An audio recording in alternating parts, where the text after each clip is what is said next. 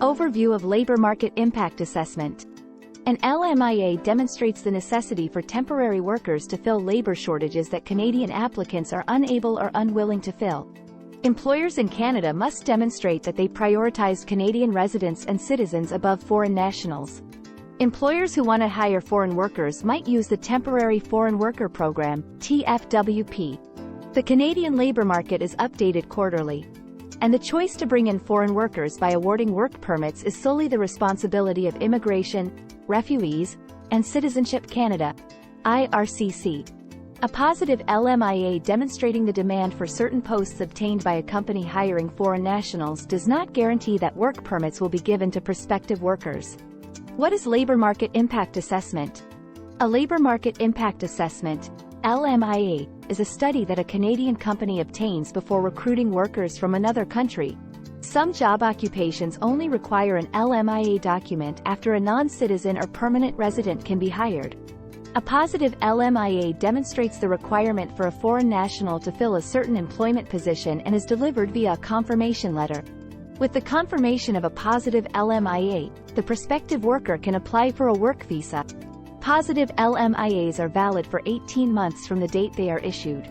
When an employer seeks to hire a non-Canadian citizen and submits the necessary documents for the LMIA report, Canadian immigration authorities will review the application to determine the implications of hiring such a worker on the Canadian labor market in the short and long term.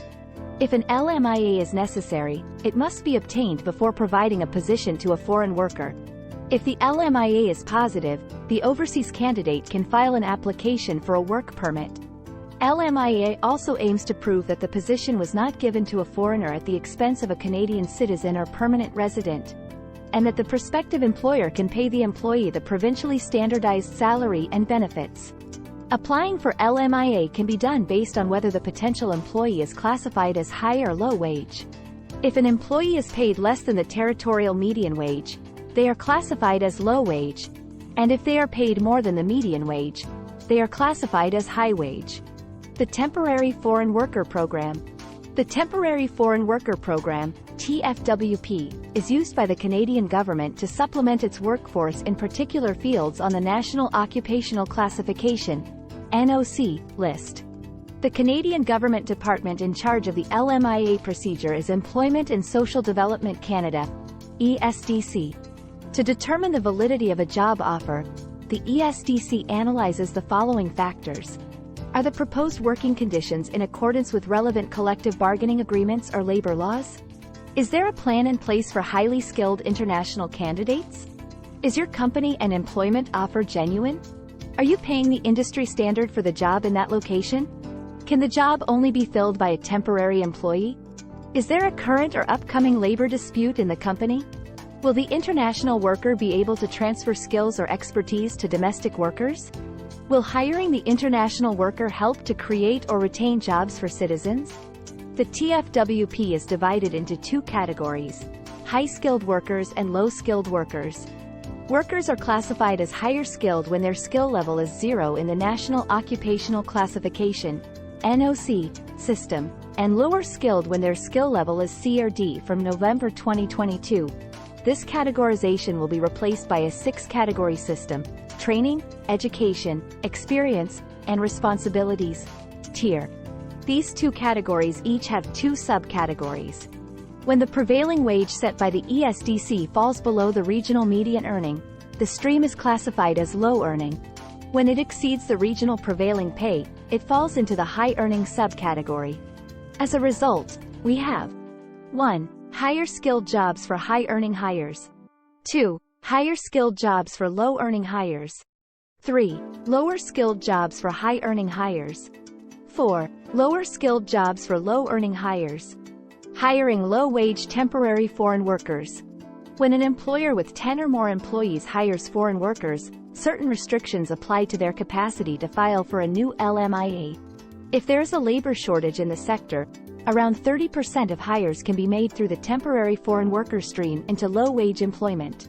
You do not need a transition plan if you intend to hire a low-wage overseas worker.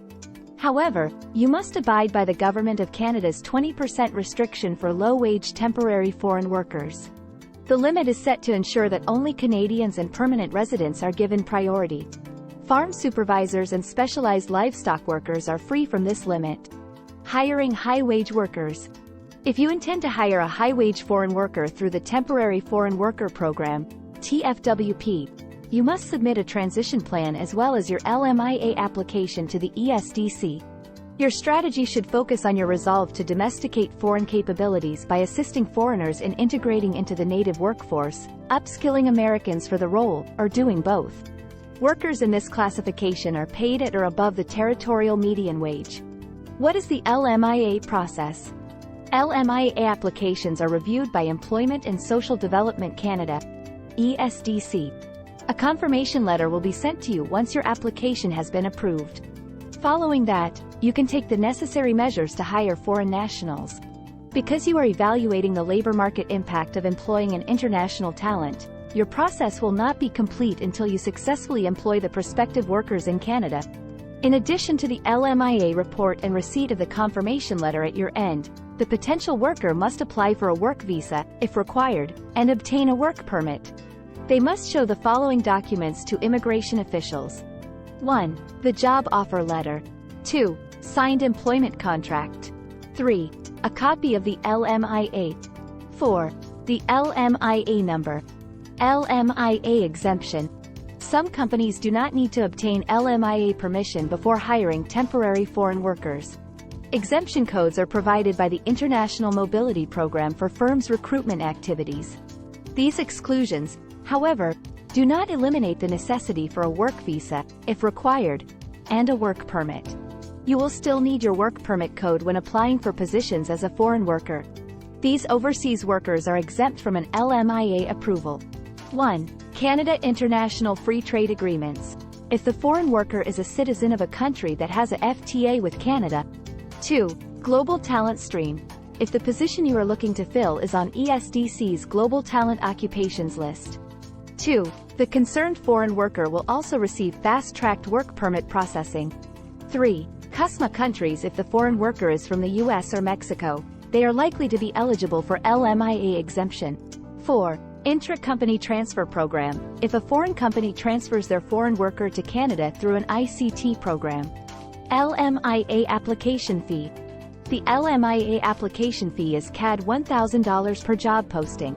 This charge is assessed per position rather than each application, and it must be paid by the company rather than the prospective employee. If an employer wants to apply for 5 vacancies, the price is CAD $5,000. This cost excludes any associated processing fees, such as legal, that may be incurred prior to approval. Immigration, Refugees, and Citizenship Canada, IRCC, and Employment and Social Development Canada, ESDC, are in charge of bringing in foreign workers in a sustainable manner. The Labor Market Impact Assessment, LMIA, ensures that the ability of foreigners to work in Canada does not jeopardize the potential of domestic workers. In conclusion, I believe that I have covered all the necessary details. There is a lot more to it, but we won't complicate things for you. Thank you for watching. Don't forget to subscribe, like, and share the video.